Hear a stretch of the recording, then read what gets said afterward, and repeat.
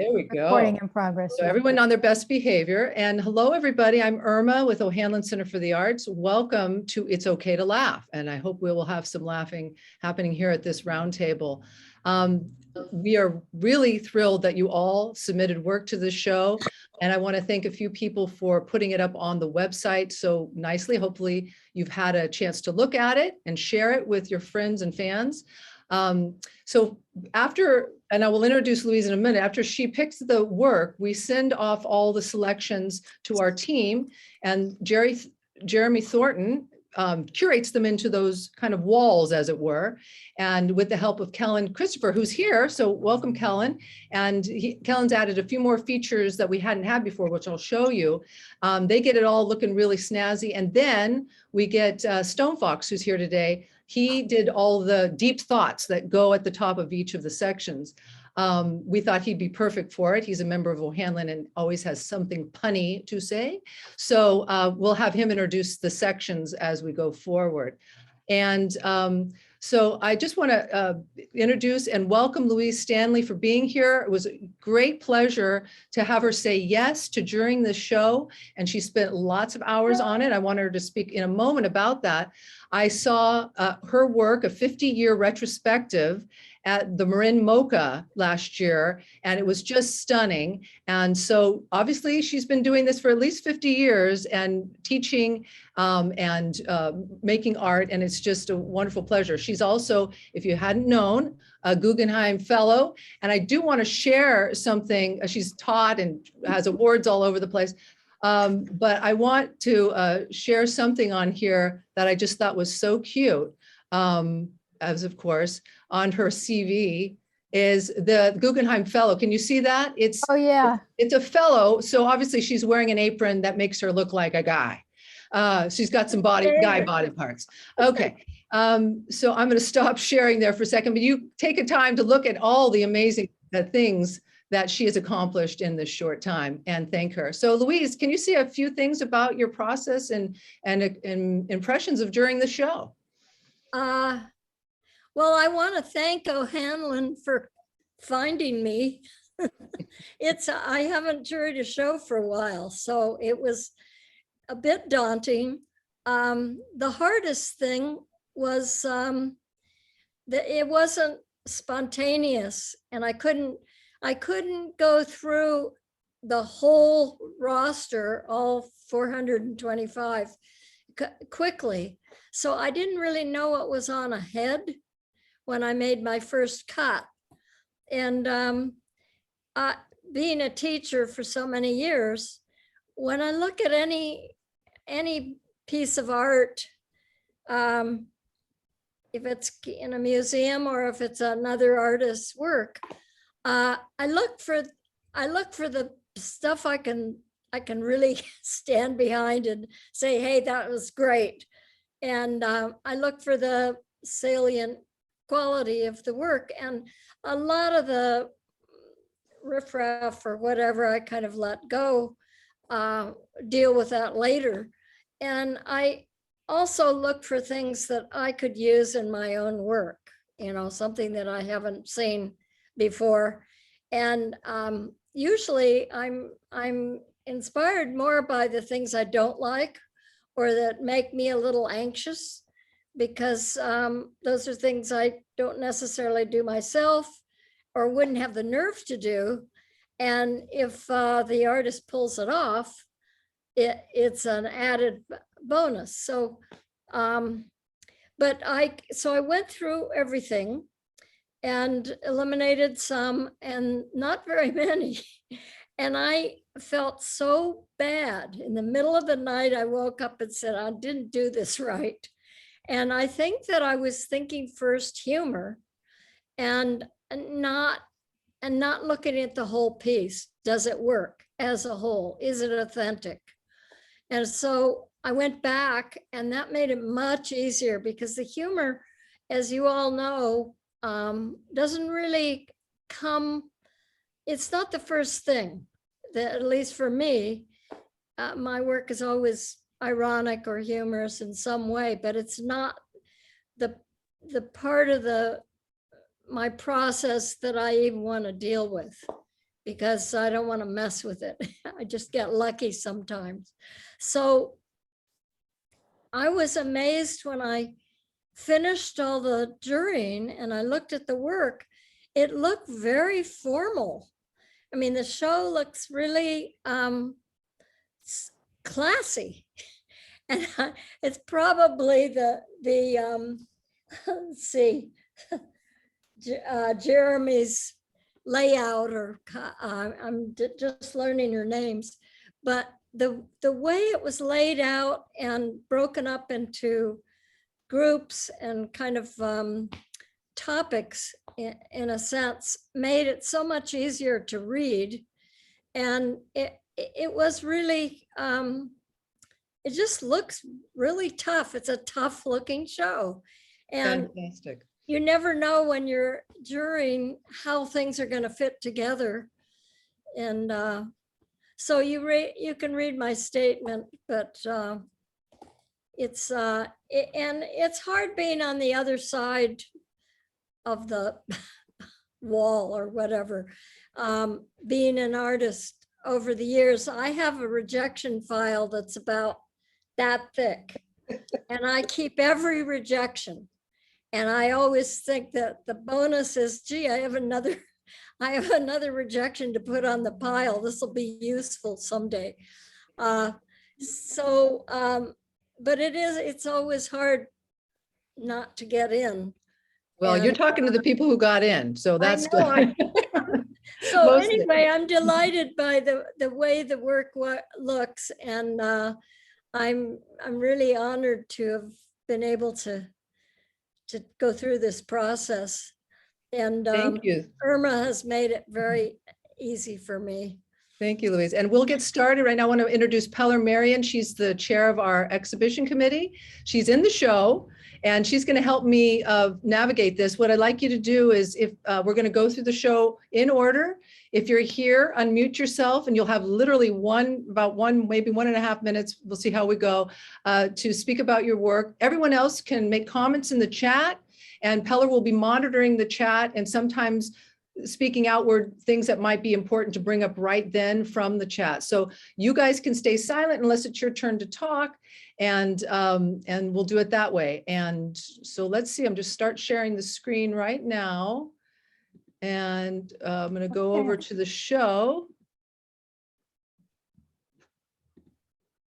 And here we go. So after today, we'll still have the part about Louise Stanley, but we're going to get rid of the Zoom link, and we're going to get rid of the numbers of these things. It's just to help us today when you say, oh, I'm in section 1 if we missed you. But I want to draw your attention to something new. Right under her self-portrait here, it says download artwork list and comments, which is really kind of cool, because some of you guys made comments in the when you submitted your work. So Kellen has put together this fabulous PDF that you go by section, and you can go later on your own and look at comments the artists may have made. Not everyone made comments, but it does list everything that's in the show. And that's helpful in giving some sort of context sometimes to some of the pieces. It helped me. What's that? It helped me. It helped you, exactly. So I'm going to start right here. And because I have a hard time focusing on who's here and doing this, that's where Peller could come in. Maybe she can see that Tom's here, but I will start with Tom Garrick. And if he's here, ask him to unmute. And this is Awaiting Enlightenment. Right. Hello, everybody. And Louise, thank you. This is a beautiful show. I spent some time yesterday looking at it. This piece is part of an ongoing work called The Unexpected Always Happens. And there were a series of performances that I began as a graduate student in fine art at Mills College. This is one of those moments. It's dated from 1972. So it's 50 years old.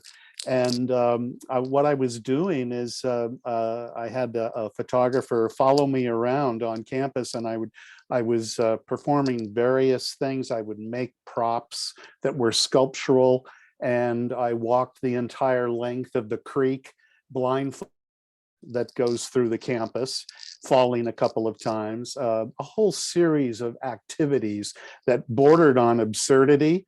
But also, to your point, Louise, you made this a point in your statement that there's an underlying thing that goes on.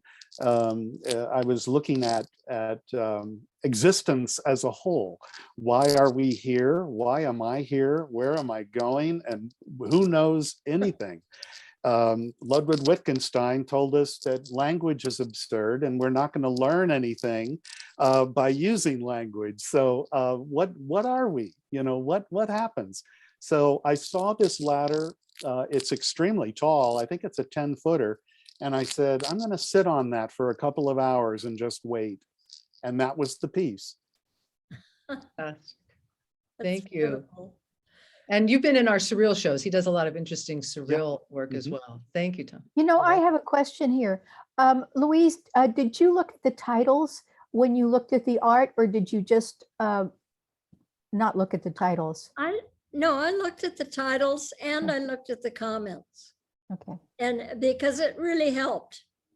There were a couple things that were very touching. They were humorous and they worked as a painting, but just knowing what was behind it, it helped. Thank you. Is Walter here? Walter Askin? Got a piece here and another, which this one I definitely got some chuckles out of. Learning to recognize the skivvies of several notables. He did make a comment in an email, so I'm not sure he couldn't make it. Okay, Mike Yaknick.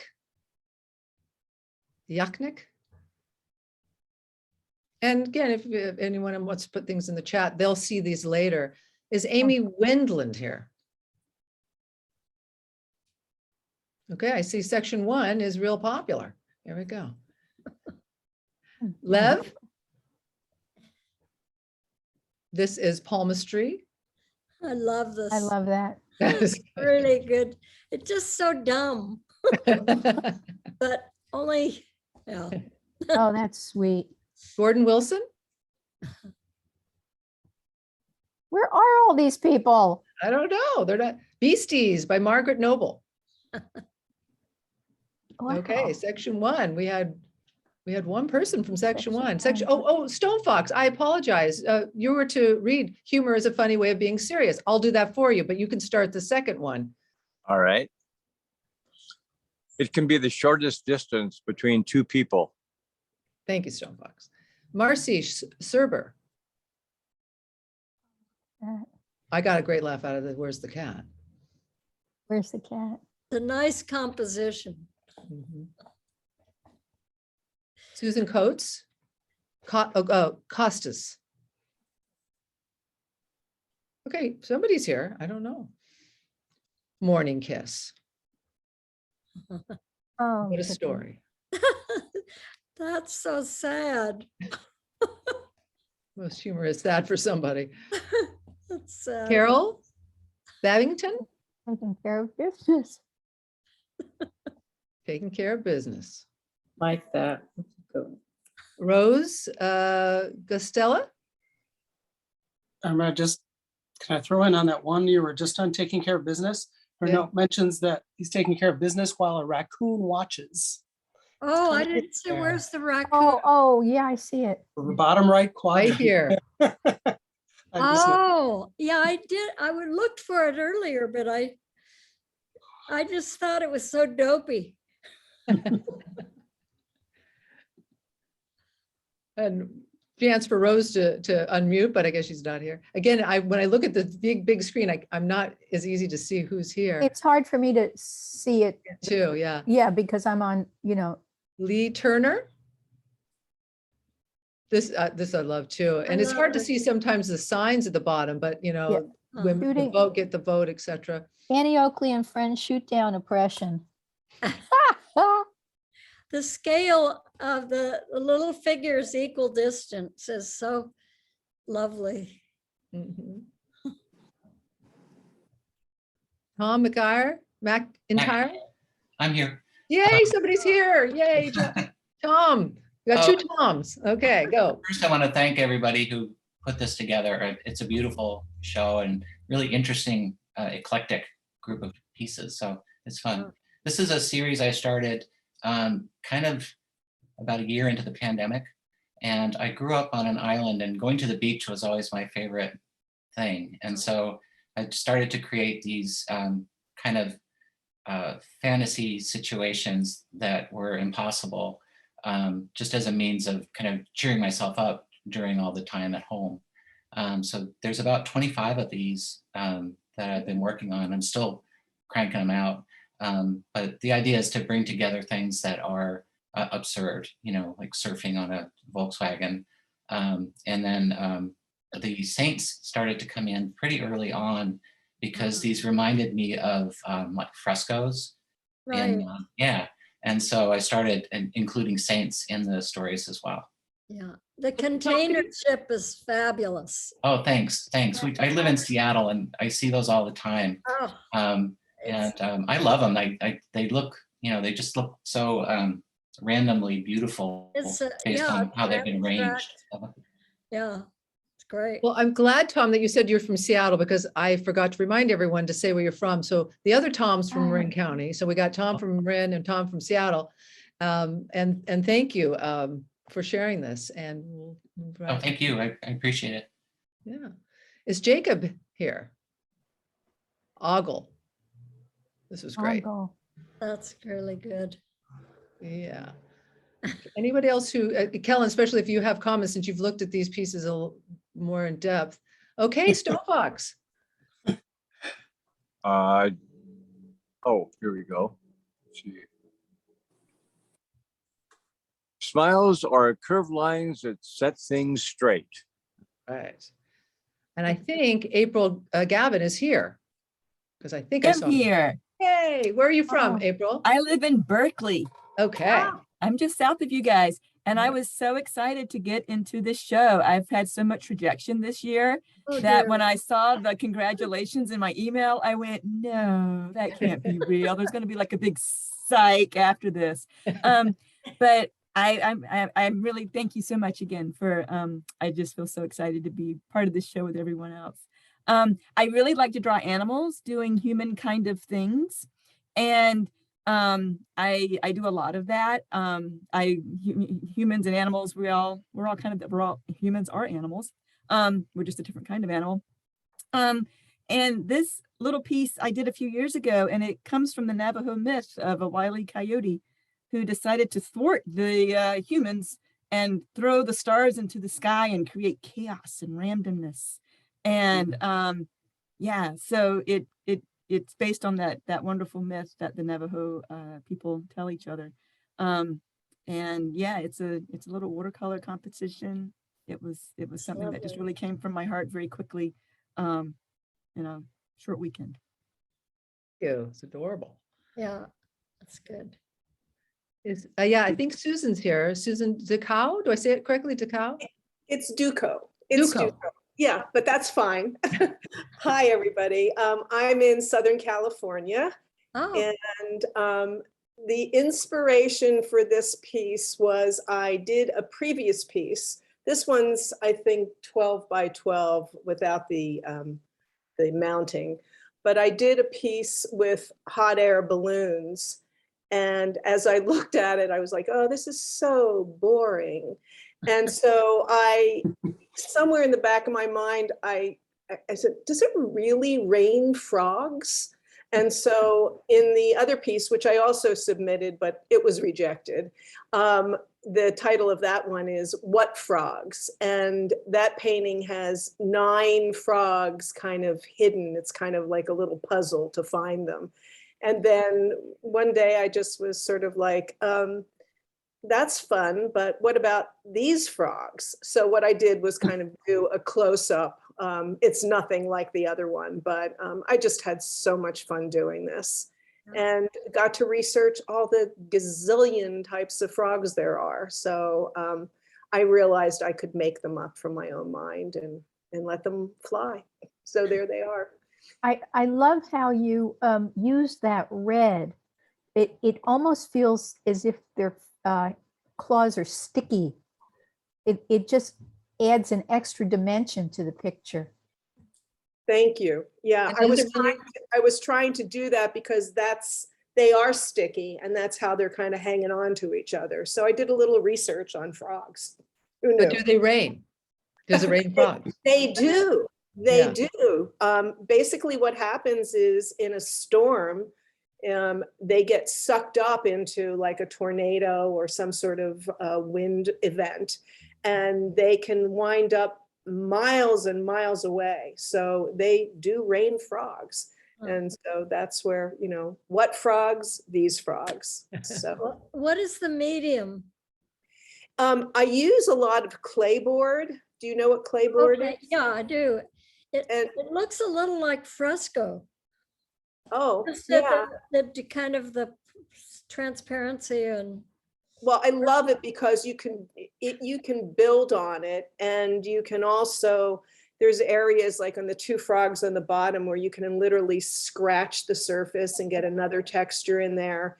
And these are basically acrylics and some watercolor pencil and some acrylic ink on their little tootsies. So yeah, that's kind of what it is. And then I mount these because the clay board is 1/4 of an inch thick. And I mount it on, I guess you guys wouldn't be able to, I could hold something up on black plexiglass on a panel board. And that seems to be my signature these days. Shall I grab it real fast so you can see? And again, I encourage everyone to write comments in the chat because they'll be saved if you have comments for the artist or questions. And as I mentioned, Yeah, well, one question is, what is a clapboard? Maybe you can just brief Okay, I'll tell you that, definition. but here's Susan? yes, this Brief is the def- mounted image. And then it's on a Oh, clay Most board. of us have seen that though. We're Clay only- board is literally compressed clay, and it's about 20 layers of compressed clay. So it's very forgiving in that, I hate to say this, but if you make a mistake, you can get rid of it. You can rub it out, or you can sand it out, or you can, there's just so many possibilities. And because I'm not a very planning type person, I just sort of go with it. And sometimes I go, that's not working. So I like the clay board because I can manipulate it a little bit more than having to put gesso over something or something on that level. But thanks, everybody. I appreciate it. thank you for, and it's always good to share techniques or materials. Yeah, So- exactly. Is Karen here? Karen Schwartz? I think I saw her. Goats gossiping. Here I am. Oh, good. Hi, everyone.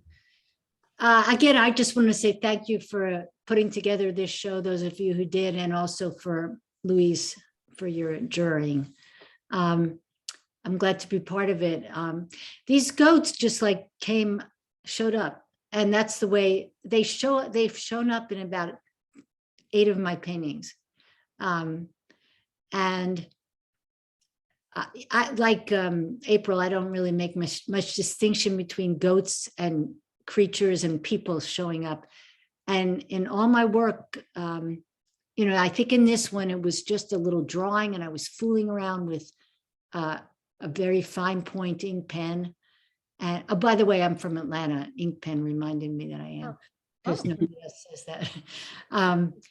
Or I live in Atlanta. And I think I did this either here, or I go back and forth to New York a lot. And it was just like a throwaway thing, but I loved it. So, and it's whoever named the section, it really works for me, because I think this is all about line.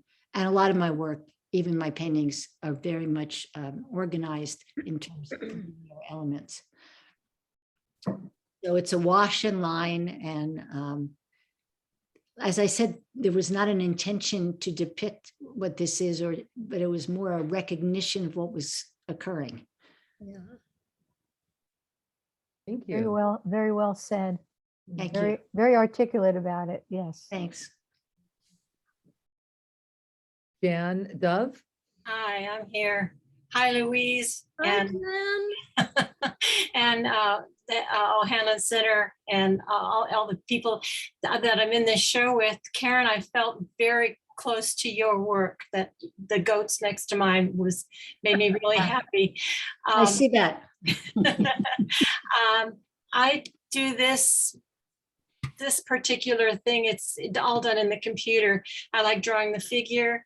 I go into the figure studio and I draw directly into the computer, which puts all those lines on transparent layers. And then I'm not really interested in the actual figure that I'm copying from life, but I'm interested in all those lines because they're like a record of my search for that form.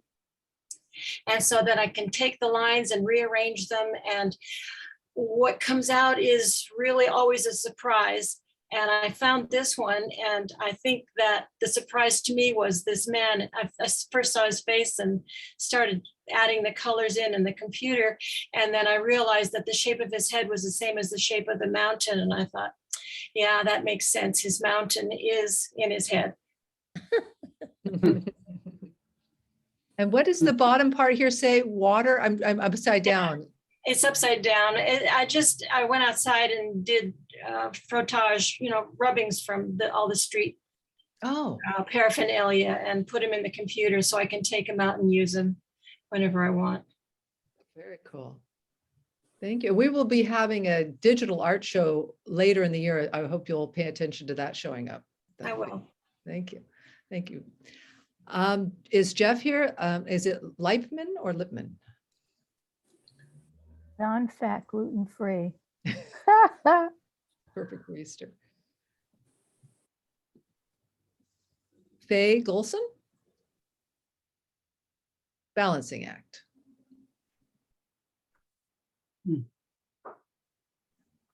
Marcia Scanlon?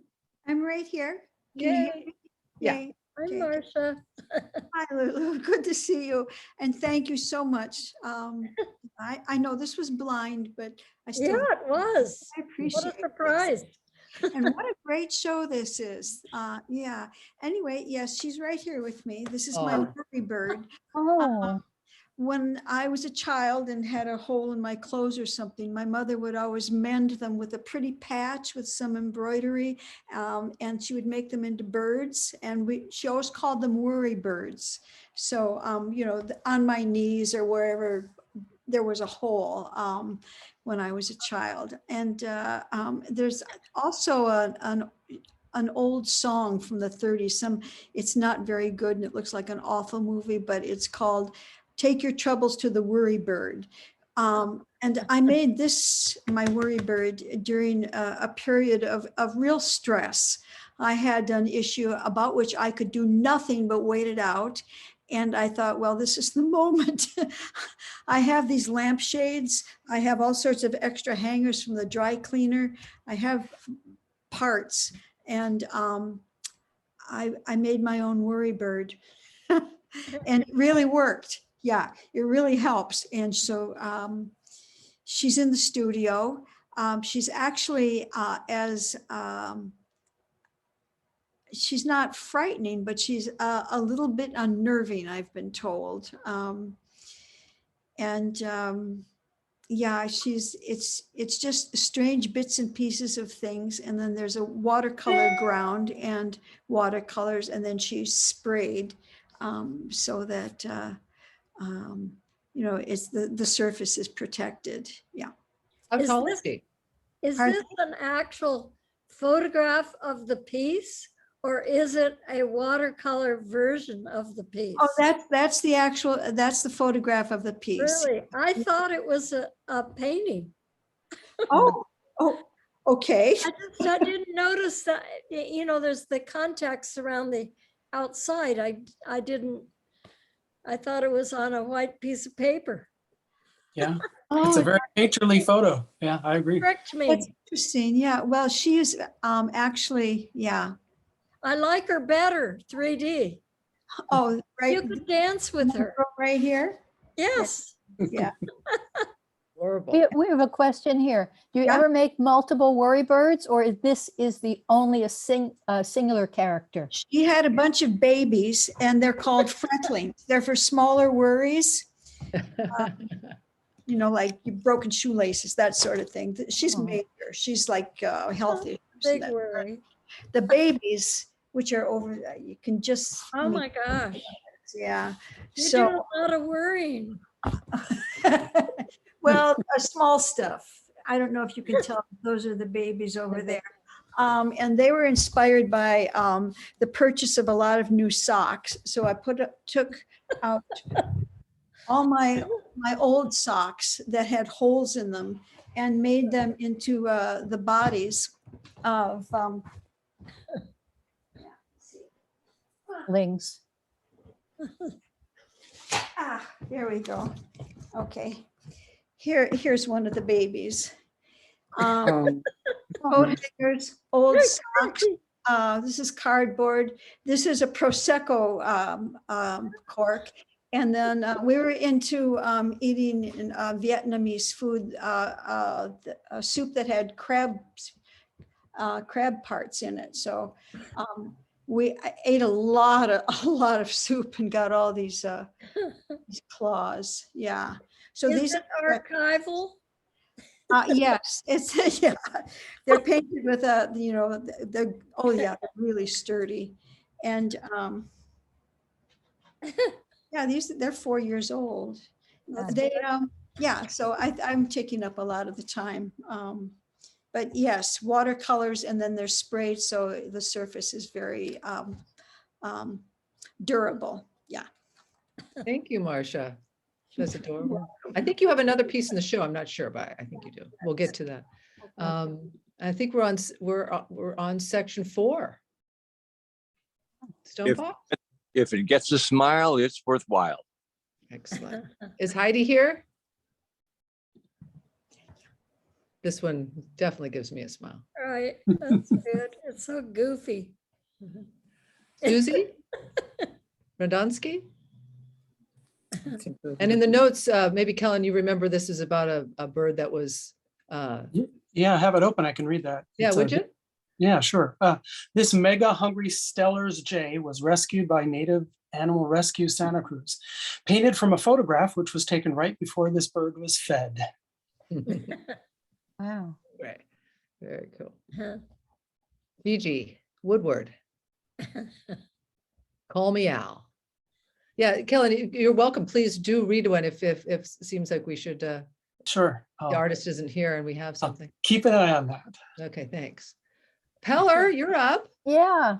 Well, I liked what Karen Schwartz said about how it just appeared. Well, there I was working along, and then this figure just appeared. And I just thought it was so funny, and it was such a surprise to me that I just left it in. And it just every now and then some form of an animal appears in my pictures, and this was no exception. And Snoozer, by the way, is my cat. It had the same kind of qualities as my cat, so that's why I called it Snoozer. Peller, I see another face in the creature. Yeah. Snoozer, I just jumped out at me. Right here? Bottom. Yes, facing downward. Yes. Oh, that- Interesting. Wow. Uh-huh. My unconscious speaks. Or mine. I like the fact that the tail goes off the page and then whips back in over the whole figure, this horizontal. Right in the middle. It's almost, looks like a very long tail.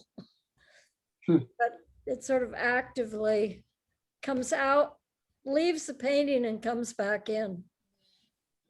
No, I don't know what it is, but you paint for a while during the day, you paint for a while. And then just when you think you're finished, something like this shows up. It just, I guess I'm just loosened up, and all the critics have gone off to have a beer. You get lucky. Yeah, that's right. Thanks, Peller. Is a Glincy? I don't know how to pronounce this. Nice. Glince? Jack straight up. I love it. love those red ears. Yeah. Carolyn Holden. White alligators. Oh, look at Nori that. Thorne. This is T for the Toad Prince. It's so classical. Hmm. Chardin. Robert Rosthal. He does have a comment about this if he's not here. Yeah. So this is an etching. It's a new twist on the iconic early American painter Edward Hicks' Peaceable Kingdom. Quote, "The sheep shall lie down with the wolf," biblical passage, seems a little inaccurate with a T-Rex in the background. But at this moment, all is well. Hicks may be right. The size and price. Yeah. So that's it. Thank you. Susan Ducot said, "Creatures are always appearing. Happy to know I'm not the only one that sees things," quote unquote. I love this. We're on section 5. That's a cue for Smile. Stonewall. Oh. Extend our laugh expectancy. I interrupted you. Yes, thank you. Smiles can extend our life expectancy. Teresa, are you here? Yes. Hello. Yay. Yeah. Hi. So I'm so happy that you had this show, because normally most of my artwork is not visually funny, and I always keep it to the titles. Like, the titles are usually funny to maybe just to me. But I used to do this sort of work all the time for my friends and family. And then all of a sudden during the pandemic, I started doing it again. And I think it's because things got so absurd that I had to start making it. So this is actually my second animal icon. The first one I did was like 20 years ago for my friend who lost his cockatiel, and he was Greek. And for his name day, I made his cockatiel figgy as a Greek icon. And I love praying mantises because I find them also rather strange, the way they eat their mates and things like that. So I basically found a Greek icon that I liked, mimicked the, like, it has hands, obviously, mimicked the hands and the way they hold the book. This basically means I'm about to preach, so listen up. And I'm Catholic also, well, was brought up Catholic. So I find a very fine line between things that are supposed to be revered and things that are funny. So I was really happy to make this for the show. Yeah. Oh, you're great. I love it. All Pretty. How, tell us the size, because Here.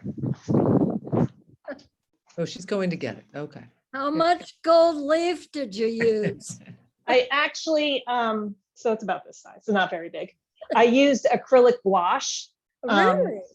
And I've been really, basically, I don't know why I find gouache and pen and ink kind of makes me want to make funnier things. Like, normally I paint an acrylic and then it's about mental health and stuff. But when I go to gouache, I think it's because it's often used by comics and things like that. I don't know.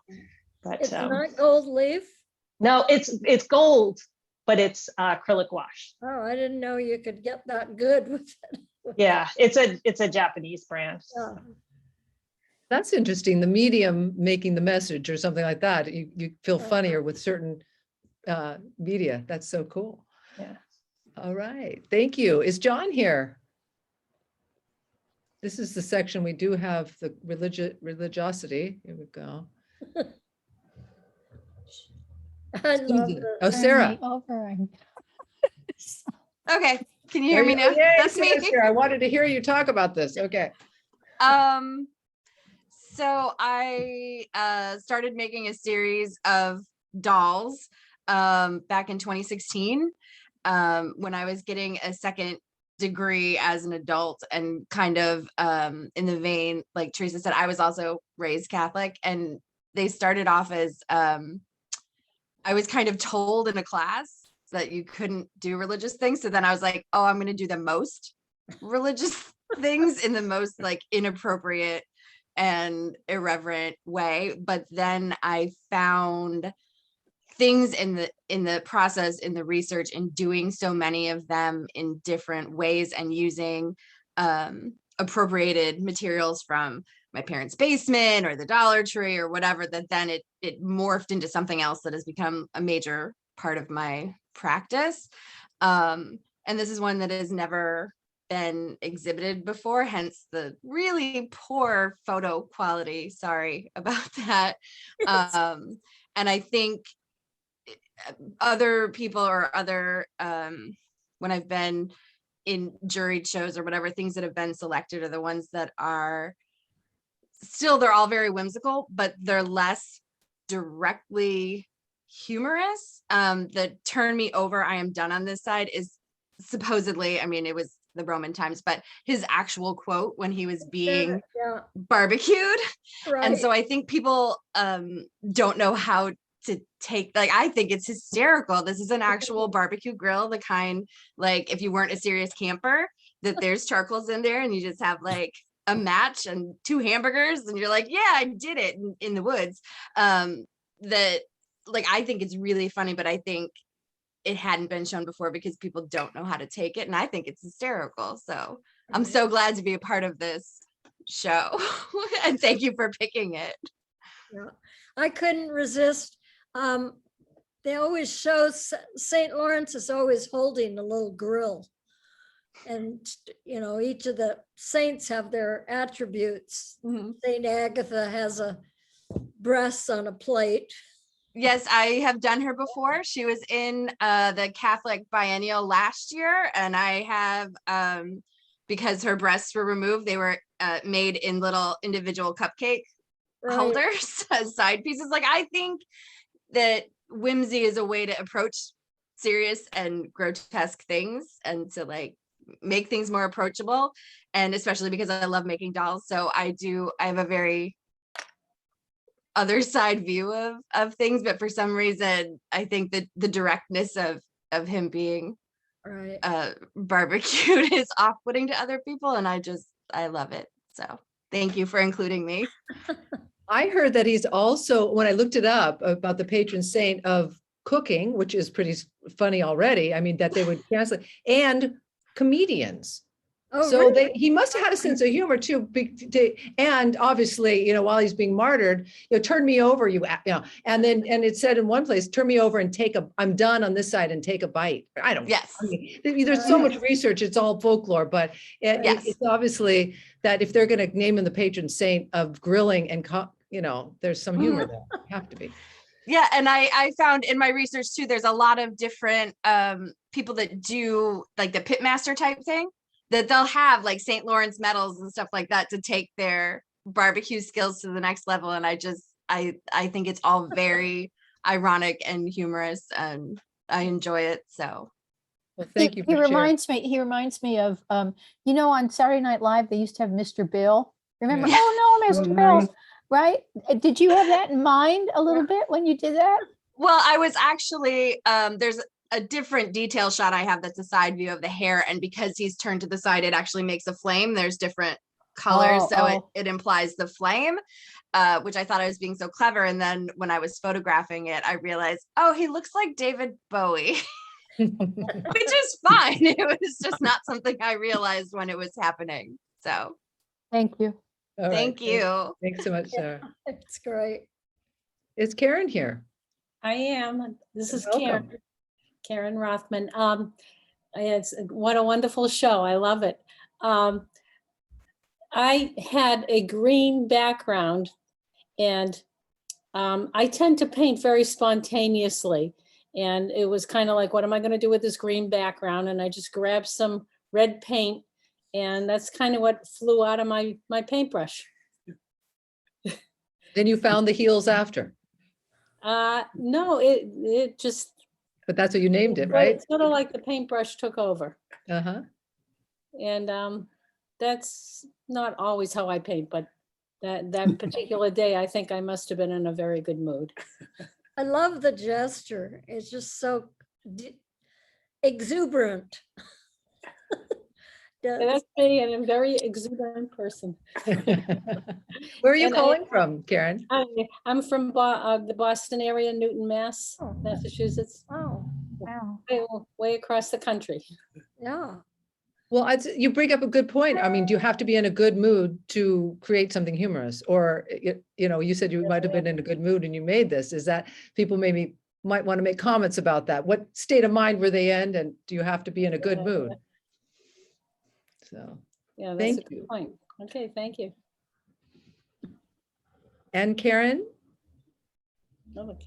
Wild Umbrella. Got a brief comment on this one.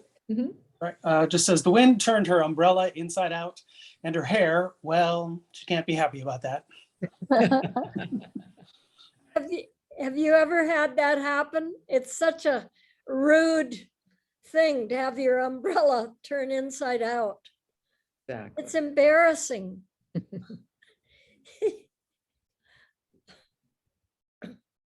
Donna. Maselli. Hi, Hi. can you hear me? Yeah. Yeah. Okay. Thank you. Thank you for including me. I'm from New Jersey. I live in New Jersey, and this is a watercolor, and that's me in a costume, which represents my neighbor who cut down a tree in front of my place. Oops. Yeah, and I sometimes do these with me in a costume. I call them my haunting images. And yeah, I came home from work one day and the tree was gone. And I guess it was kind of therapy to do this. So it wasn't funny, but it was cathartic. I mean, we can. Yeah. You haunted her. Yeah. Did she get sick after, or did she have any flavors? Sometimes I'll do something called revenge drawings. It's like revenge drinking, when you're upset, revenge drawings. Yes. Well, you look very scary in that. That's for sure. I love the way the tree parts. It's a perfect frame. It's just. Thank you. Thank you. I want to add something. April Gavin said, I think the art can cheer you up if you work if you're feeling low. And Absolutely. Or make you wish you'd never lived ever. Go both ways. You've done a photograph. I've been in both places. This looks a little collage-y is the question. Is it? Is it a Whoops, my bad. collage? Is it collage? No. It's a photograph. Yes. Well, pasted onto a watercolor. Oh, okay. Oh, I see. Great. Curtis. I'm here. Hey, welcome, Curtis. Thanks for having me. It's great to see you all. I'm from Portland, Oregon, and this piece is one of a series of 6 that I did right after Trump took office, and I had a show coming up that I called "The People Who Are Ruining Everything." Great title. I love it. It felt very Mad Magazine-y, and so when I saw that in the blurb for this show, I was like, I'm in. I'm totally in. But I made 6 paintings, all about people who have CRAT on their job title in some way or another. And this person is not for tech, and they are doing everything they can to stop tech, including turning back time and inventing a religion that called No. And they can make up as they go. All the spots are blank, so they can just riff like today, no this, no that, no. And meanwhile, they're standing in a puddle of their own making and using a whip to control people while having a dead animal carcass as their paper. So it's kind of a lot of metaphors and meanings and stuff crammed into a cartoon image. But it was a really fun process to do these, and it made me feel better just to be a snarky brat about it all. And when they were all lined up, it was just very delightful, like having collectible cards for horrible people. Oh. April Santino wants to know if that's an ice cream cone on his head. I want to call it golden spiraling turd. Oh, okay. Yeah, nothing sweet about it. So what No. about, is it on board or? Yeah. So I paint almost exclusively on recycled wood, Mhm. and I almost always left the texture in the wood, or if there's been other paint or damage or something, I let it lead the composition. But in this instance, and for this series of 6, I actually designed everything in advance, did sketches, and then did my transfers and worked them up as proper sort of illustrations, if you will. But still really leaning into the texture as much as possible, so it has some of that. Well, just to me, it's not a cheat, but it gives you so much more layering Right. automatically. And I just love that.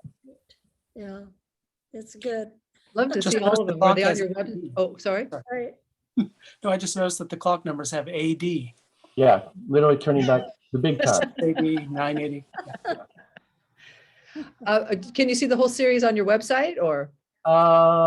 Yeah, I think there's a handful more up there for sure. Yeah. Okay. Fantastic. Thank you. So, and I think that I'd love to steal the no logo or symbol, because my partner says my favorite word is no. So that's really cool. Take it. Take it. Okay, thank you. That's great. Thanks for joining. Yeah. Richard, are you here? Yeah. Shram. I love this one. Blessed are the indecisive. Great. Or maybe not. Or maybe not. Great. All right, that section. Thank you, Okay. everyone. We're on section 6. Okay, a laugh is just a smile that breaks. That's great. Earl, are you here? Yes, I am. Hi. Hi, welcome.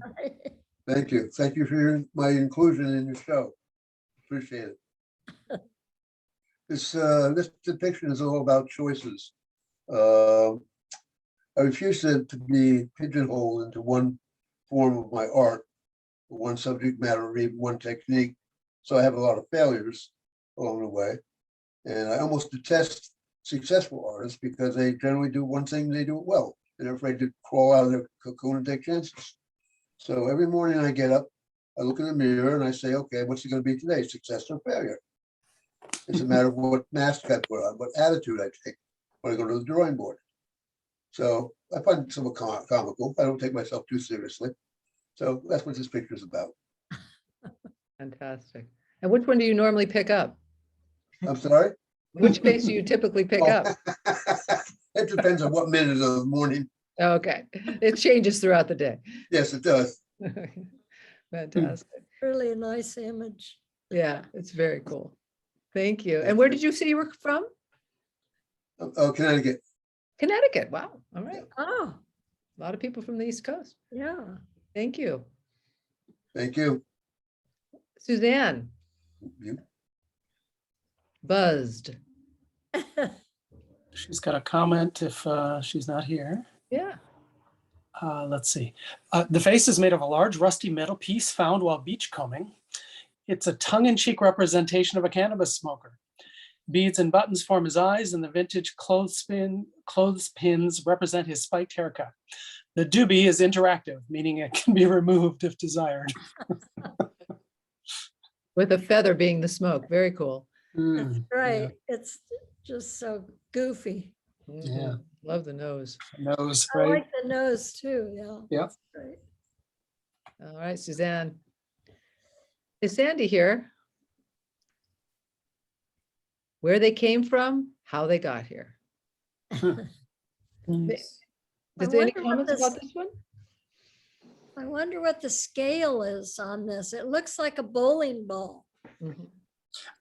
I think the media says, yeah, so the media is bowling ball, wire, Oh, polymer clay, glass beads, and polychrome. So that is a bowling ball. huh. So like an alien coming to Mars. I don't know. I wish she was here to talk to us about A dancing squid. it. Mhm. You know, this show makes me very happy. Isn't it nice to be happy I'm about getting something? happier as we go along. Good. Is Linda here? Linda Fitzgibbon? All that glitters is not gold. I did that painting. It's a man, Yeah, a title of one of your paintings, huh? a man peeing behind a tree and a woman peeking around the other side. Ah, So this one is ceramic, by the way, or the one before. Yeah, the, that's the yeah. ceramic. all that glitters is not gold is ceramic. fully Right. ceramic. Very cool. And then we have Lindsay here. All Our Burden. Oh, is that who we think it is? Yeah, he who Yeah. shall not be named. This says reclaimed Atlas metal, unknown type, statue bearing, in quotes, an angry orange head. So Wow. Emily. Linsick. Hi, Hi, Emily. I'm here from Texas, Texas. so representing the South for this this event. So most of my work stems from life experiences and things that have kind of become a part of who I am, or things that have altered who I am. And this one, I don't necessarily consider myself a very superstitious person, but with this piece, I've realized that over the years, I will knock on something just for good measure, just to make sure whatever I just said will not happen. So this actually stems from an experience I had when I was in elementary school on the playground. And, you ask each other questions. And the question for that day was, have you ever had a bug fly up your nose? And I said, no, of course not, right? That's disgusting. And promptly, as I went back to class, one shot right in there. So, since then, I just tend to knock for good measure. But that's where all the elements kind of come through. That was a powerful experience, obviously. Yeah. It was noteworthy, yes, to say the least. And it's clay? Yes. Mm-hmm. What scale? Minus the fly. The fly is just plastic. Uh-huh. And Louise is wondering the scale. Is it life size? I mean, no, it's roughly, I want to say maybe about 8 to 10 inches, probably 10 inches tall for the whole height of it. Iconish. Little religious icon. Does have a little bit of that too. Thank you. That's good. Christina Ellis. I'm here. Hi, welcome. Thank you. Thank you. I just want to say thank you. It's so nice to be among artists and not have to take yourself so seriously. So I really appreciate the show and putting this together. It meant a lot to me. Yeah. So this is Wanda, and Wanda is part of 12 in a series. It came from the age-old question: if you had a dinner party, who would you invite?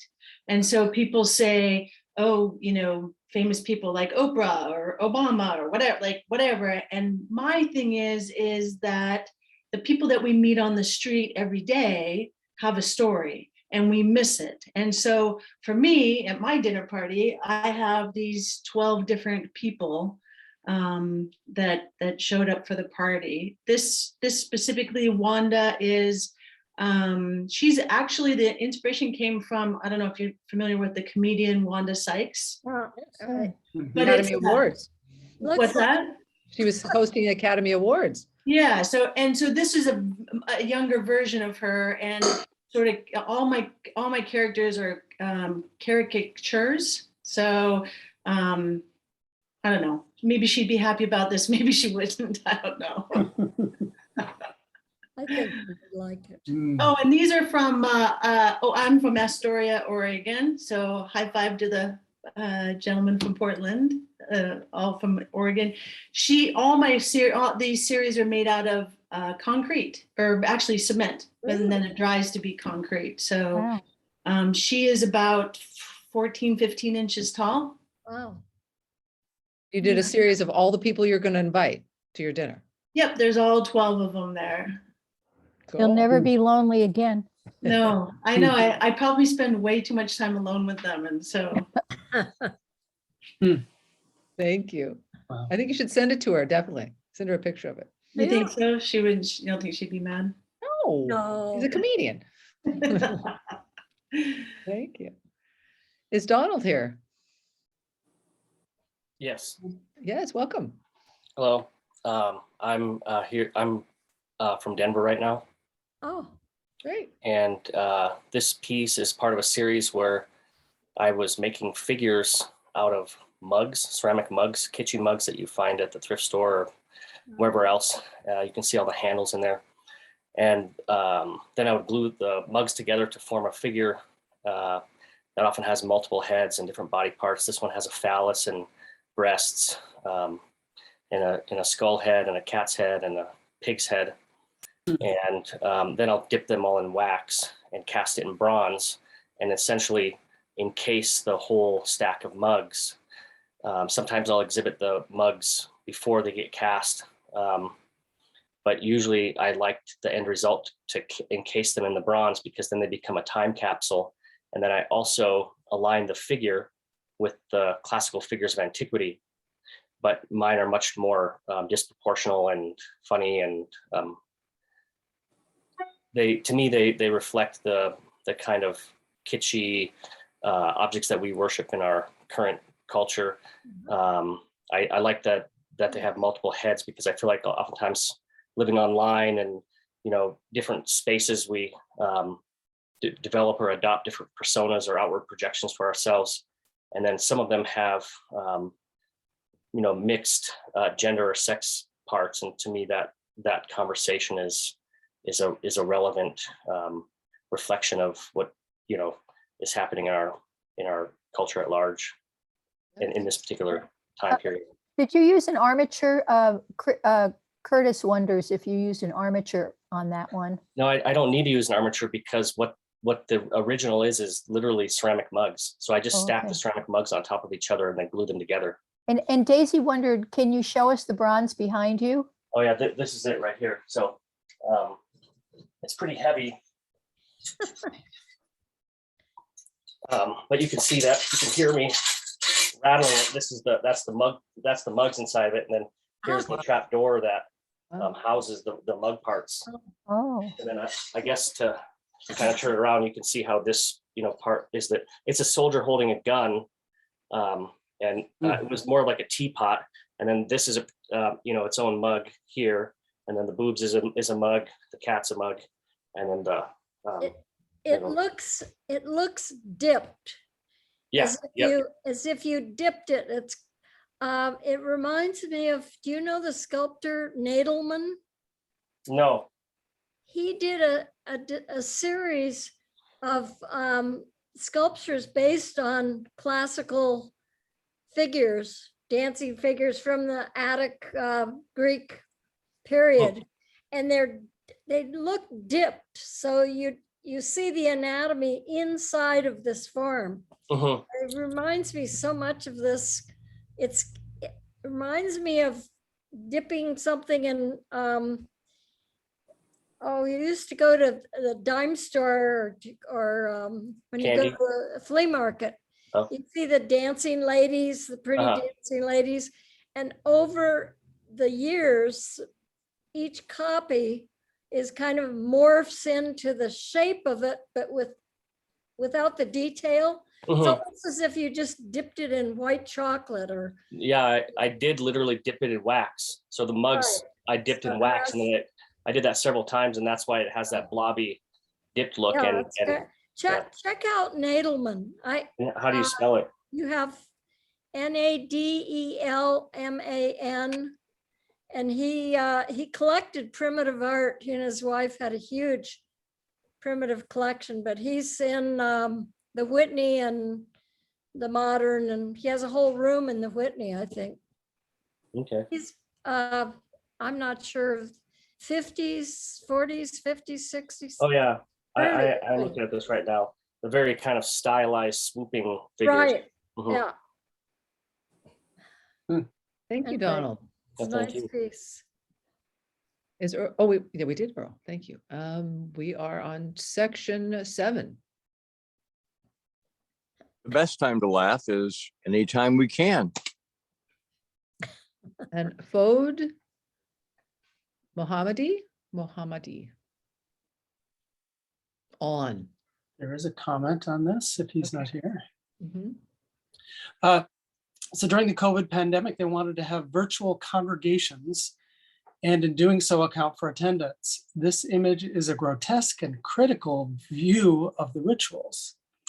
Do we need to think about the number of believers in the pandemic era?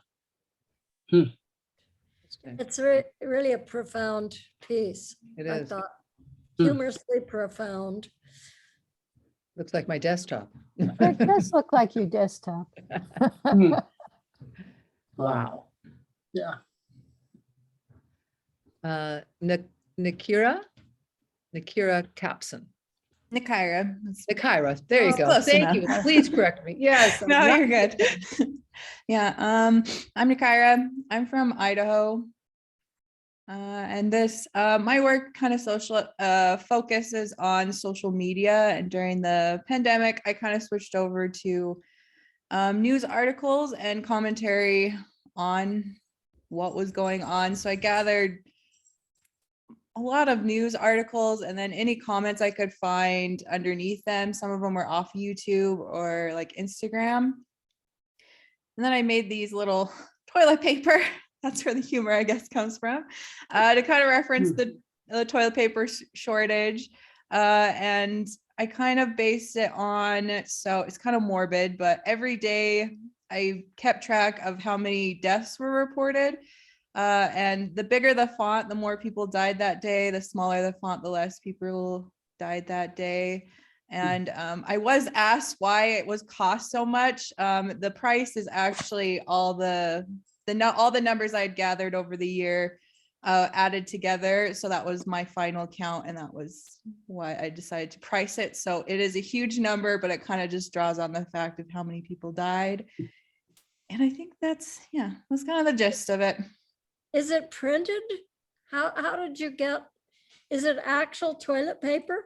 I printed it on, so I made yard fabric and then I had it printed and then got it and I sewed it together. But they're wrapped around toilet paper rolls and they're the size of toilet paper, but they're nicer. They're on cotton instead of, toilet paper. Right. But you printed it on fabric. Yeah, I printed on fabric. You didn't embroidery it. No, that would take way too long. How big is this? If there's so many toilet paper rolls, how big is it? It's probably like I put it on my rug that's a 10 by 8. So that's probably like 10 feet by 8 feet. Oh, okay. So it's pretty big. Yeah, they're like actual, like each one is an actual size of a toilet paper roll, and they're about the thickness. Some of them are a bit thicker, just depending on like a cutoff. I would cut it off on a certain day and like try and keep each day together. So some of them are a bit thicker and some are a little thinner, but they're about the size of a normal toilet paper roll. It's really beautiful.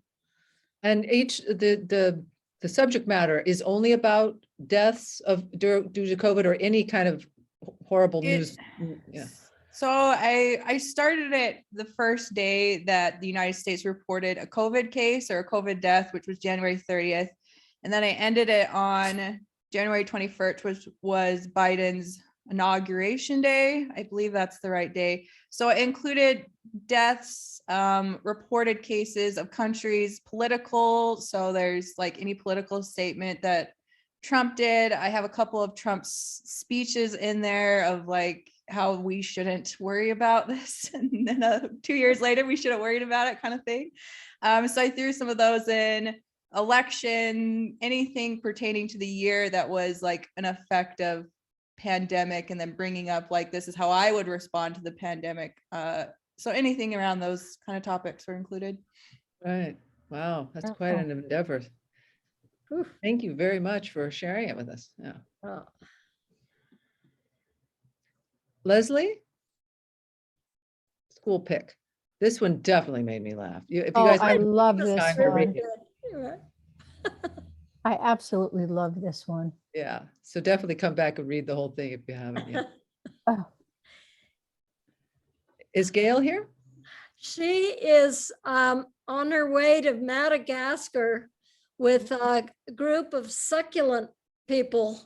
Oh. They go every year, and the succulent curator at the Getty is one of the people that goes with they're really, and they're on their hands and knees for 2 weeks, and they take photos of tiny little rare succulents. And they have to have guards for they're out in the wild. And there's a lot of poachers. And anyway. Is she a botanist? No, her husband is. Her Okay. husband's a succulent aficionado. But this drawing is from a sketchbook. She gets together regularly with a group of artists and they hire models. And she gets the models to tell stories and then she puts them in her drawings. Cool. But so she popped up. I was pleasantly surprised. So the one person you know that you could I know recognize. about 3 people, Marcia and Silver and Jan. Yeah. Cool. But I didn't know when I saw the work. Wow. Kui Un Lum? Yes. One evening when the statuary were fighting worse than usual, Rotator discovered a body under the crumbling concrete. That's me. Okay. Oh, Yeah. I love this image. Thank you. Yeah, this is me. I'm from the San Fernando Valley in Los Angeles.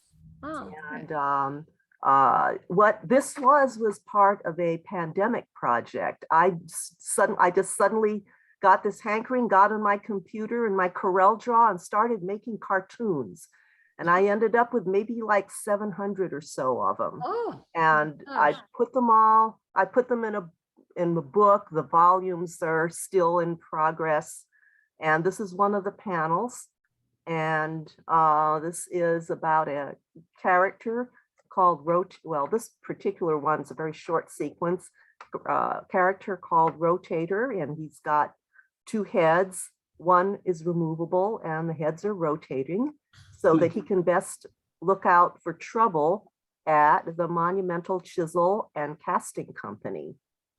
And he was named for his roving eye, but it wasn't a very accurate name because he's oblivious that his very pretty wife, Moo, has the real actual roving eye, and he looks on her suitors as merely marauders. So here he's discovered a body on the premises, and then there ends up being a brief thing where nobody knows where the body came from. They know, well, actually they do, they know where she came from, but they don't know how she was murdered. But that's just one little short story and a gazillion. And I just really enjoyed doing this, so I relied on some prior imagery that I had made and kind of combined it together. Interesting, the new work that has come out of the pandemic and new focus. So yeah, it was an escapist thing. Yeah. So, yeah. Nice to have that. Waylon, do you have a website? I noticed we didn't have it down. If you do, yeah, have one. I draw and design paper dolls also, and so it's devoted to that. And it's called flatdoll.com, but I also have an Instagram page, which I've recently. If you would like us to add to the page, you can just email that to Irma, and we'll add it to the bottom of the page. Oh, okay. Well, maybe the just helps. Yeah. Sure. Hi. Yeah, we'd like to definitely promote. We will start promoting on our Instagram all the pieces. There are a lot of pieces, but might do them in sections. And it's really important to tag the artist. And sometimes I'm searching for the Instagram if I don't go in and look at what you put in on the cafe. It's just easy if we have it right there. Or if so send us your Instagram, everybody, if you did not include it on your application. No, I don't think I did. Yeah, is there an email that I should send that? Just office@o'hanloncenter.org, everybody. Office@o'hanloncenter.org. Send us your Instagram, please. Helps. We will promote this, and you will too, hopefully, and put and share it on your Instagram. Thank you.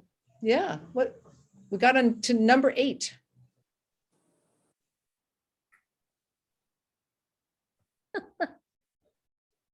Last time I kept interrupting Stone Fox, so now I'm waiting patiently. Okay. Last sclerosis, a hardening of the mind. Okay. So we gotta keep laughing. Everyone's got to help me with this Richard one because I don't get it. So Richard, are you here? I'm here. Explain it to me. Well, this is sort of a conceptual piece. And what you're looking at is a extra large sign in Braille. Oh. And the sign, what it says in Braille is hot, okay, which is the title.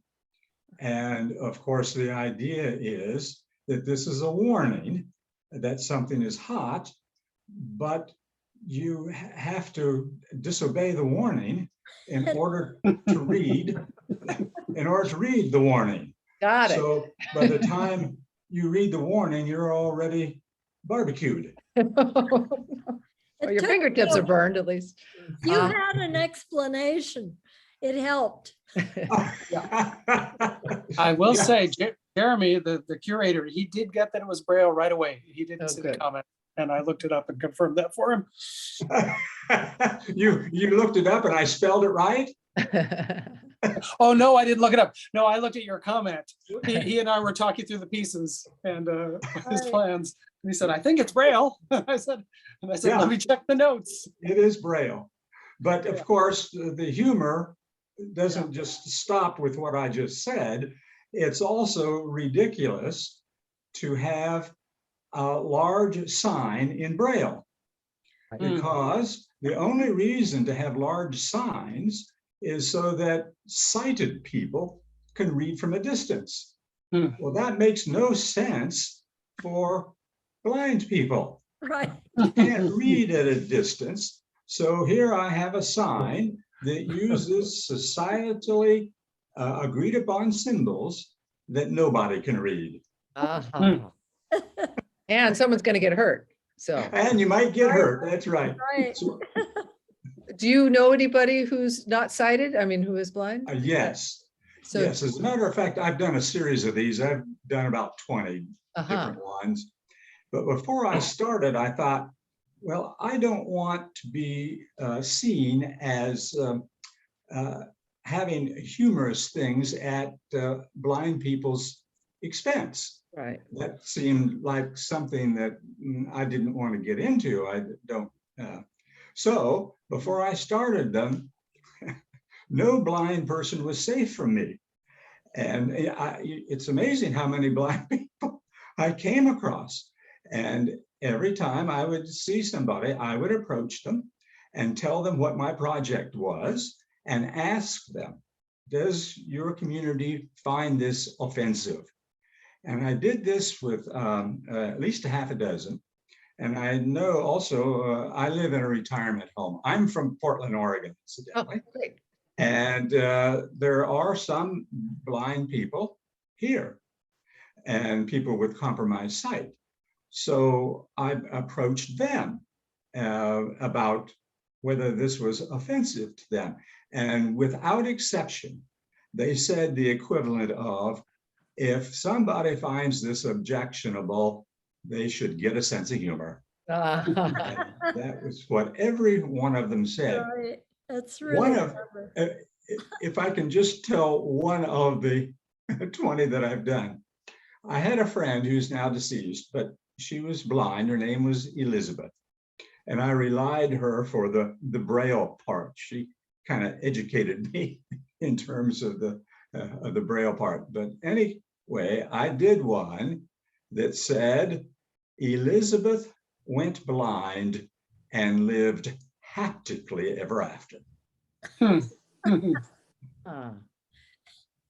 So anyway, you have to know what haptic means in order to get that.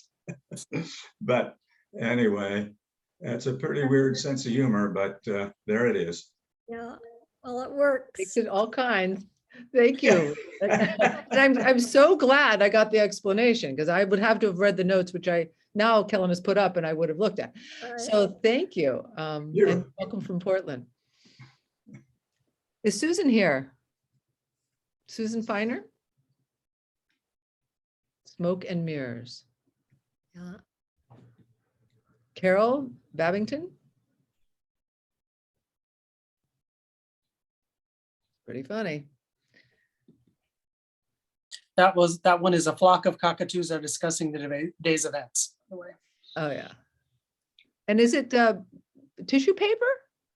Acrylic. Paint? Acrylic. It looks like it's got, okay. Mariska, AKA Ellen Wood. Sacred Geometry Stork. It's your turn to deliver. That's cool. So this one is acrylic painting on canvas. It's your turn to deliver, says one stork to the other about the baby elephant. Many of my paintings, including this one, are achieved in my unique style, embedding images in the 5 basic shapes of sacred geometry, which are spiral, square, straight line, triangle, and circle. Little horse today. Very cool. It's your turn. All right. And Sally. This is with Kellyanne. Oh. Mm-hmm. We don't have Sally here. Okay. Kellyanne. Yeah, I feel. Section 9, we're getting down to it. Yeah, I feel that way about Kellyanne myself. Okay, it also helps prevent osteoporosis of the funny bone. It does. Steve, I don't think Steve, he made a comment on Instagram, but I can't remember it. You don't know the half of it. As so. I love this. Hi, Oh, you're here. I'm here. Good. Welcome. Yeah, glad to be here. We're out of Salt Lake City. Oh. I actually, if I could, if you can see the backdrop, this is the Central California area, and I could be there easily right now if I could afford it. But anyway, this is I call these things assemblages, but they're sort of absurd realities, because I take real objects and just manufacture most of them and stick them in scenes that make absolutely no sense and put an absurd title to it, just to get people wondering. What's fun is to go to the gallery and just stand back, nobody knows who I am, and just overhear what they're saying and how they interpret them, because there's really no deep meaning, no political meaning, no statement or anything. The best ones come on a flash. What's the scale of these? Oh, I'm trying to remember this one. They're kind of smallish. Shoebox size? What's that? Shoebox size? Yeah. About that size.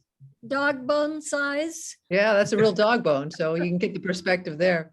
Yeah, I made a latex mold of a dog treat, a dog biscuit, and then I cast it out of some hardware putty, and really about the only 2 things on there that I did not make are the half of the wheel and the little urn, the purple urn. I got those from a craft store, but all the rest of the things I do a lot of it by hand. I just saw and I carve and I do some shaping. I've got my little miniature saws, and I've actually finally just got some electric model tools, a small saw to help me get these things out a little faster. But yeah, they're just I really enjoy it. And for this one, I can't remember if I decided to take a full model of a wooden model of the couch and cut it in half, or whether I had a half already and just decided, you know what, I've got a half a wheel. Why don't I just make a whole bunch of halves of things and put him in this ridiculous scene. And then the name, I just thought, you don't know the half of it? That seems an appropriate title.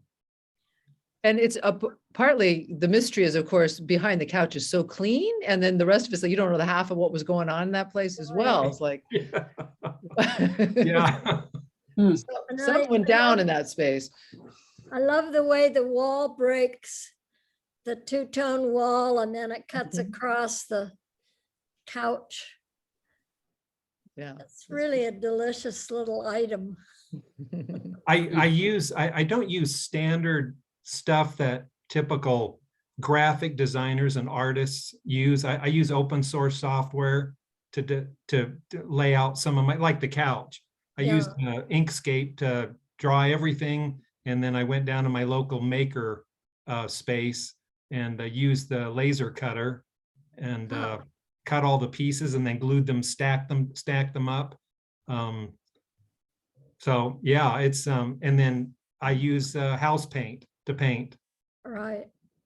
Can you walk around the rust part of the couch stands away from the wall? No, it's actually right up next to the wall, as if you were to have a sofa in your house. It's just right up next to the wall. But the break it looks as if you can walk around the back side of it with your, like, stick a finger or a knife. The drawn silhouette on the right side of the couch is right on that back wall, right? Yeah. Yeah, I think what I did was I know I had a couple of couches that I had put together. And I think what I did, if I remember right, I laid it down and then carefully traced the outline. And then when I cut it in half, then I think I probably put some tape down, cut the shape out, and then I used some graphite powder to get the roughness on the wall, leaving that portion as if, the couch had been there all this time. But you can see under the couch. Yes. On the left side, a little mouse could crawl around under there. Yeah. And the back wall is visible. Yeah. That look. Very, very nice. Thank you. I just have fun doing this kind of stuff. It's just, great. There's so much serious things in life and in the world. And honestly, I have tried to get myself to do a serious piece. I just can't do it. They've got to be goofy and funny for just pretty months. serious to me. But we need you counterbalancing all the news in the world. Thank you. Do you paint two-dimensional pictures as well? Yeah, I actually do. I do a lot of on cradled wood panels. Usually they're small. My studio space is very small. I just have a little work table. So I've been doing a lot of 10 by 10 inch abstracts and some landscapes. And then I also have been working on some digital seascapes and landscapes on my Galaxy tablet. So I kind of do a mixture of things. I'm even thinking of getting back into weaving and doing some pieces with with some fabric. Fun. Well, we have a fabric show that's closing down in our gallery right now, our in-person one, which I'd love for you to look on on Instagram, see what kind of fabric work we have. It's pretty amazing. Yeah. Steve does have his website listed at the bottom of the page on the gallery. So looked at it. It's got a nice website. Okay. Yeah. Oh, John, you here? I love this. This is hysterical. I did a riff on this titled "The Check is in the Mail." So this is a parody of a Magritte. Right. Yeah. I did a homage to Magritte, and it's a hand holding a check instead of the apple. The check is in the mail, but oh, that's funny. I love this. And piece. this is you can get prints of this because I know that someone had already inquired about getting a print. So it's not, you don't get the original, but if you're interested, he does have prints. I think they're only $20 or something. I have a tray of the other one I got at the Magritte show. Ah, cool. The original. And this is another one of his, edit instead of That's tide. good. Yeah. Turn the tide. Ida, are you here? Maytag. I love this image. It's very fun. Oh, yeah. Nothing funny about laundry. Okay. Yeah. All right. Now, Louise, you can tell us your story about this. Sorry. We have to say the Stone Fox. Okay. A smile increases our face value. Thank you. So tell us about how this got stolen. Well, this is the first page of one of my sketchbooks that was 3/4 of the way filled. And I was in the Borghese Gardens in Rome, getting ready to paint.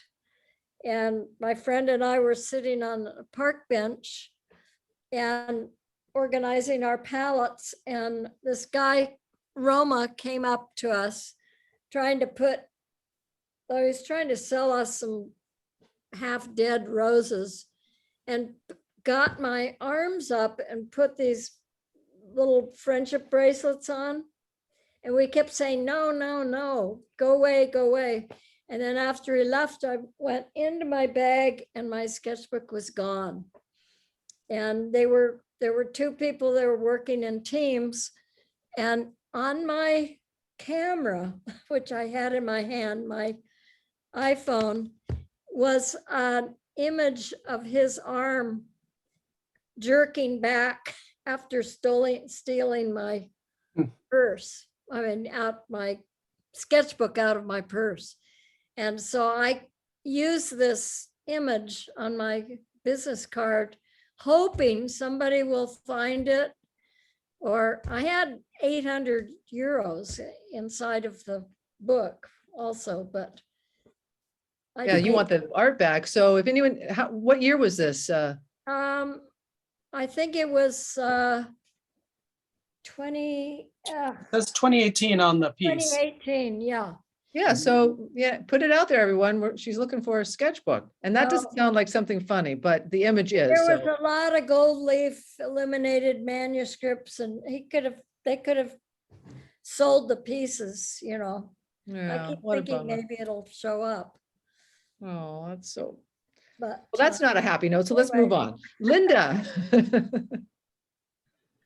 Linda Carnes. Pleased to meet you. That's a good one. Corey Wiener.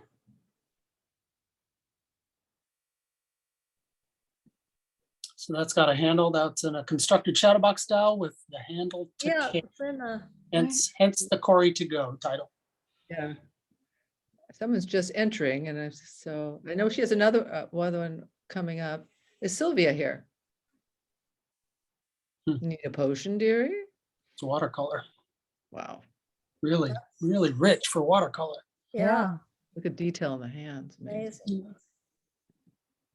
Margot Palmer. That's adorable. Ivy. It's got a nice brief description. It's an attempt to portray an autistic child who's happy with her life. That's the reason for painting it on puzzle pieces, which is the signature of Autism Speak or the National Foundation for Autism. Yeah. Wow. Yeah, if you zoom in, you can see the puzzle pieces. Wow. Yeah. Beautiful. Corey again. That's pretty good. Morning face. The self-portrait in oil on gesso board. Alla prima, fast and fresh, one packs, an optimistic beginning to the day. Optimistic. All right. Alan? Alan has 3 here in a row. They're all acrylic on birch cradle board. Can you hear me? Oh, there he is. Well, there we can. Can you hear me? Am I muted or can you hear No, me? we can hear you. Oh, okay. Yeah. Hello. Welcome. Yeah. Thank you for doing this. And thank you. I thought, well, maybe one piece might show up, but I was just flattered to see all 3. I'm from Portland, Oregon also. Nice to see so many crazy Oregonians surviving the gloomy weather we have on top of everything else. So the majority of my work is political.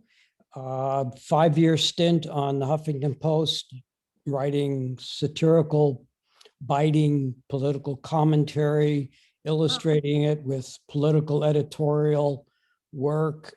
Essentially, I got fired up, Bush, Gore, and I never looked back in terms of taking whatever I do and giving it political push. However, because of that and documenting from the escalator to the insurrection, literally almost every single day, covering some poignant satirical piece of Trumpistan. In between, I need to take what I call the Zen slaps of the side of the head to shift and have a little fun. So the majority of my work is sort of like caricaturing an interpretation, a caricatured interpretation of the temper of the times. So there's always a little bit of a historical, social, political essence, gender bender stuff. But these are just times out where I like to play imagining unlikely juxtapositions. So if Egon Schiele drank too much coffee, what might happen? And there's always a strong essence of caricature work in my artwork. I'm a live caricature artist as well. I teach a class called Classy Caricature Drawing, the seriousness of playful caricatures. And this was actually a 3-piece, but I eliminated one because it was pretty stiff and serious. And the idea was moving left to right, too much photo, and unwinding it, and just seeing how far I could take the plasticity and the humor of photo music. This is left is a scene right out of Lisbon, and the other one is a fantasy castle that I visited when I was in Lisbon. Is the woman modeled, the other one, is the woman modeled after someone like Alan saw Ida, I'm sorry, this person, Tom, saw Ida Lupino, or is she modeled after somebody, or? So she's a little bit of a Egon Schiele model type, but no, it's right out of my. Right out of your head. Yeah, it's a composite. Thank you. And then again, this is like just an unlikely juxtaposition for humor. Yeah, I love Alice Neal's work, and be sort of like, there's a lot of white, and there's that beautiful chair she always painted her subjects in. So I was thinking, well, what if Mark Twain sat in that chair and met Alice Neal, and have his characters emanating out of his pipes? And so these are just fun. These are timeouts for me, away from the political stuff, which is exhausting, almost too much right now. When I saw the title of the show, I said, I'm in. Yeah. Yeah. I'm in. We need to laugh a little. Yeah. These are on cradle boards. A lot of these show up in shows in Portland. They're just fun, playful. I love to push the paint around. Really, thank you. And reiterating the fact that we need to have balance in our life, and that's why this show is so important. So we can still get up in the morning, right? And keep at it. Yes. But right. Thank you. Yes, yes. Thank you so much. Thank you. Is James here? James Hartel? No. This is a Okay. self-portrait in watercolor. Yeah, very cool. Thank you. And we're down to the last section. We always got, no, 11. Boy, I'm not moving fast enough. Okay. Mark, It's One in the last. It's okay to laugh and smile more than once. okay. And I know, Marcia, you're here. So give us a quick update on this one. All right. I myself got this title slightly wrong. It's not from the Trojan Women.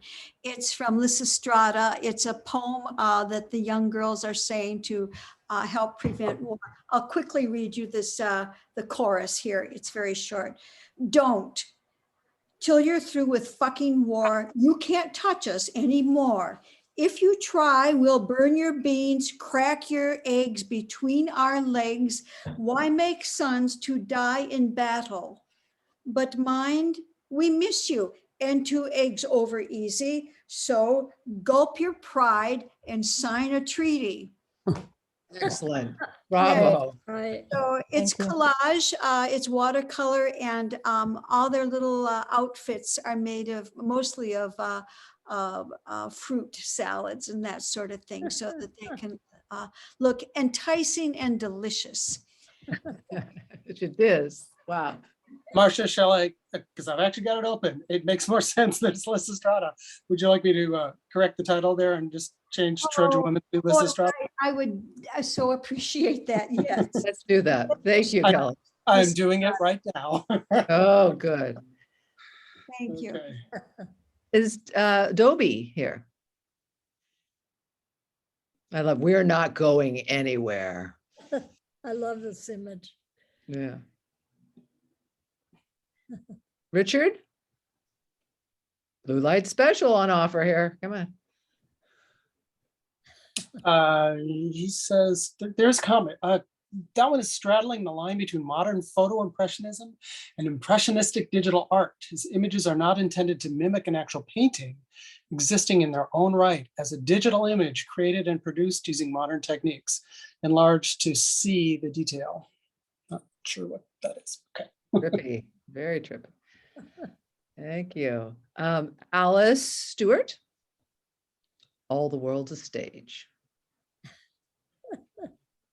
She mentions her daughter's love for dressing up, sense of humor, and interest in fashion inspired this work, which is in gouache. Fabulous. I love this one. Patricia? It's all fun and games until someone loses an eye. God, it sounds just like something my father would say. Yeah. Horseplay leads to trouble. You got the gun on the table. All right. And Kaswala, yeah, okay, good luck. with Nikki. Cheswava. Say it, please. Cheswava. Cheswava, welcome. Hi. I'm tuning in from St. Louis, Missouri. This piece is about anxiety and guilt that you feel just like forever after you have traumatic sexual experiences, and not just one, but the accumulation that happens like over the course of your life. I think that it's really interesting this one got picked because when it got accepted, I was really happy and thank you so much. But I looked at the thing that was sent saying congratulations, and when I read Louise's thing of like what she doesn't like in work, it literally described the other two pieces that got rejected.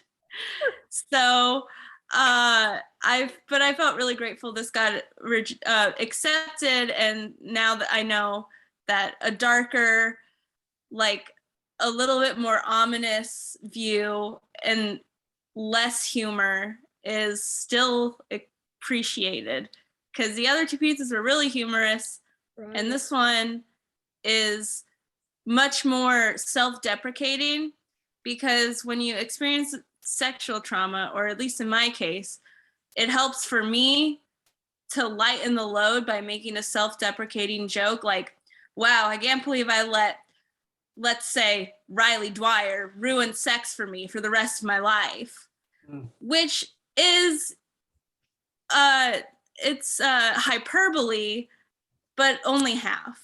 But it's still, it makes me feel like a little bit better to be that I can even joke about it like a little bit. Yeah, so. Interesting, yeah, so it's not. I don't. This is women's stories of sexual violence, harassment, and survival. And they're all cartoonists, and I'm in it. Oh, wow. I'm writing that down right now. 88. But this is women. I went on a book tour for a couple of the women, and their stories were a lot more harrowing than mine. But this might be interesting to you. But also, I have to say there were 425 images, and I had to cut it down to 70, between 70 and 80. So I'm not, any specific one that I didn't put in didn't have probably anything to do with that comment. Oh, I But didn't it wasn't feel bad. I see, that's another thing that I was like finding humor in that rejection. I was like, well, what are the odds? Well, this didn't seem particularly funny, but it was a tough piece. I just like the way it sits on the page. So as a piece of art, I thought it held up really well. I don't know the backstory. Yeah. Thank The you, Gaby. backstory is just a general like feeling a lot of guilt and shame over sexual trauma and like and like the ways of coping with that maybe aren't necessarily so healthy, that in turn make you do stuff that aren't necessarily the best things. And then it's a cycle of, well, I did this to cope with this, but it was bad, so actually I deserve this. Kind of like that. You make good art though. Yeah, the Thank art, you. the catharsis, and I think that we were coming to that again about the power of art to heal. To feel, yeah. To heal. To heal, yeah. And so, it is ironic that this is not based on anything at all humorous, and here it is in a humorous, and you chose to submit it, which is interesting as well. But it's a powerful piece, and thank you for putting it out there. We've had some other shows here like this, that would have been probably more aligned with it, that were about panic and other really dark subjects. And here it is in a humor show. So that's well, I thought that turning the girl upside down and making her like an upside down cross, I thought that was funny. It's kind of like the hangman in tarot cards. Yes, it kind of is. It's foreshadowing of, you know that something is not right, right? Yeah. And Jeremy, I'll just mention just too that the curator asked, he thought it had gotten reversed. He wasn't sure. And I looked at it, and then I hadn't seen the title yet. And so then when I pulled up the notes, see if there were any comments, and I looked at the title and I said, no, this is. Okay, I'm glad. This is the glad correct. that. We would have emailed you to double check, but I said, no, I don't even need to double check with the artist. I know based on the iconography and the title, this is how it's to be presented. So, okay, cool. That makes me feel really good. I'm glad that that connected. Yeah. Thank you for putting it out there. It's a fabulous piece. Yeah, thank you for including me. Is Sienna here? Yes. Sienna, thank you so much. Thank you so much for putting on this wonderful show. And thank you, Louise, for choosing this piece. Basically, this title is Devirtualization. I just capture, it has a double meaning.